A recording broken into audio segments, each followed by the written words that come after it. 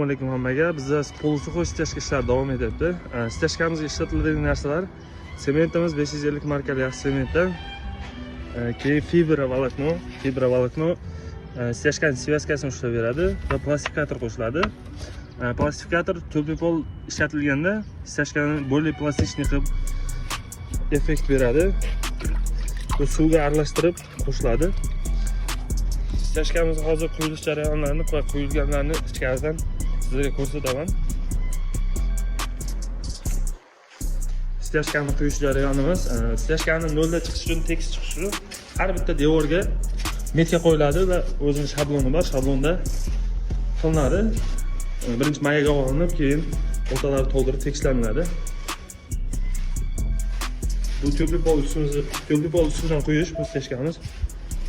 Ushbu stechkamiz esa shlipovkasi tugagandan keyin, qotgandan keyingi ko'rinishi ko'rishingiz mumkin. Ushbu chiziqlarga alohida e'tibor beramiz.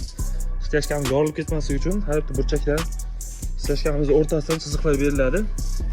Kimgadir stechka xizmat kerak bo'lsa, sifatli xizmat kerak bo'lsa, bemalol aloqaga chiqishingiz mumkin.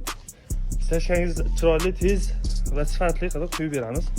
Ko'rishingiz mumkin shlipovkadan keyingi qurigan payti bu stechkani.